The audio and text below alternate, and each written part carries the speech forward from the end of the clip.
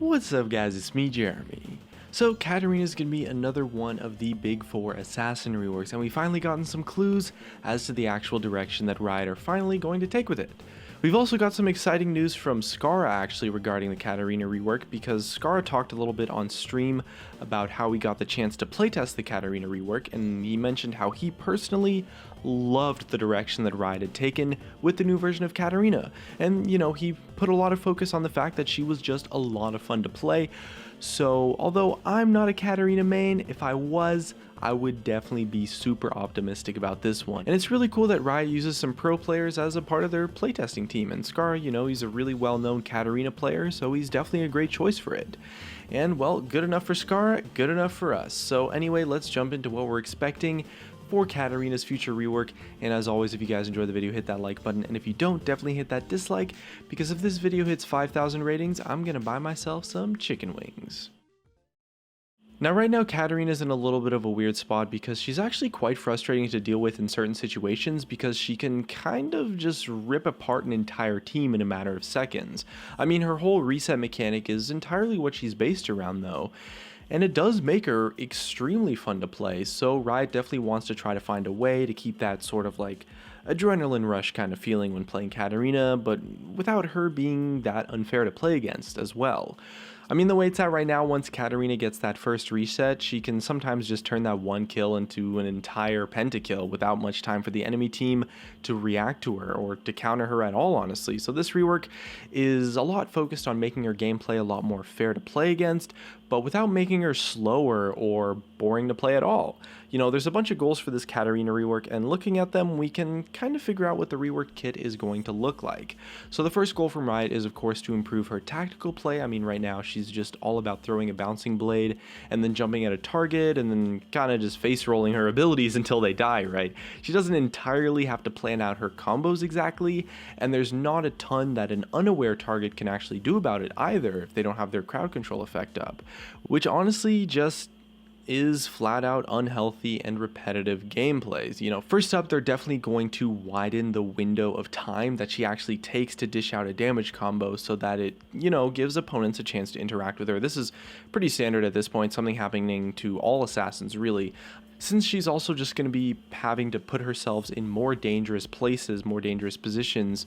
The next thing, of course, as a trade-off that they're doing for that is they're improving her ability by letting her reset Shunpo in more ways, so that if she's in over her head, she can just make the choice to try and escape straight up.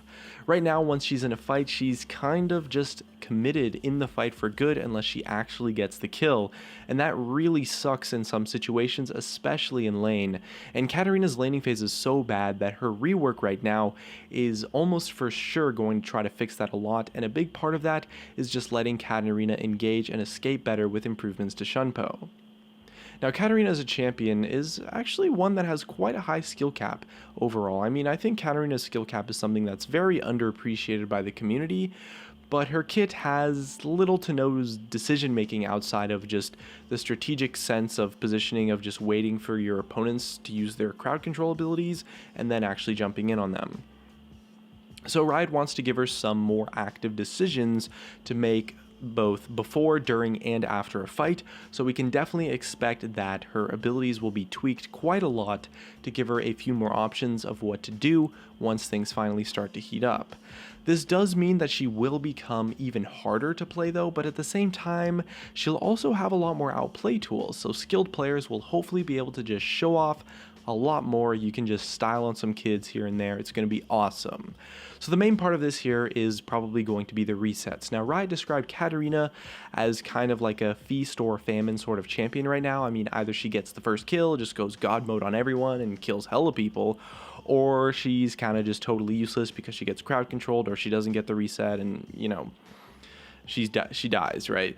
So by giving her a new way to reset her Shunpo, it's more likely that she'll go in a fight and then decide whether she can risk it to finish off the kill, or just have to back out and escape rather than just being so all or nothing kind of, which should hopefully make her a lot more viable to play at least. So yes, she is getting a new way to reset her Shunpo.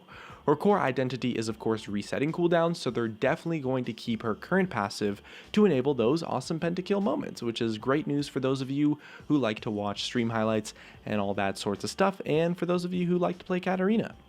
But it's not like Riot can just, hand Shunpo a huge ass buff in the form of extra resets and expect the ability to actually be balanced though, so of course they have to remove something in return. And from what they've said so far, it sounds like that's going to be ward jumping as well as the damage reduction on the ability.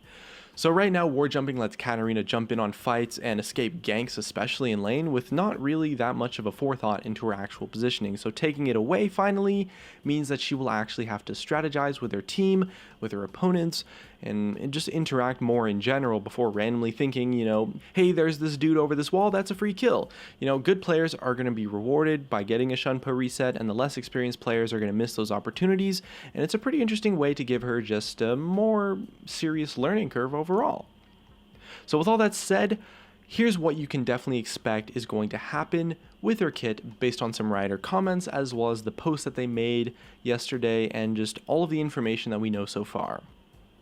So first off, we know for sure that her passive is going to stay the same. It just pretty much defines Katarina as a champion. Resetting abilities as a reward for her kill is just kind of her thing. That's what makes Katarina Katarina, and so it's not going to change. We also know that Bouncing Blade is an ability that is almost certainly going to change, but it's still going to be area of effect, and it's still going to feel the same way on live in terms of like playstyle, but it's going to be a completely new ability. So that probably means the way it applies damage, or maybe the whole mark aspect will be changed. I mean, it's a little bit difficult to guess what exactly it's going to be changed to, but it will still probably be her main harass tool, her main wave clear tool, so hopefully current Katarina players won't have to get used to like a crazy brand new kit like with her last rework. So Katarina's W, Sinister Steel, is as well getting pretty much entirely changed and will be the single biggest difference in her new kit.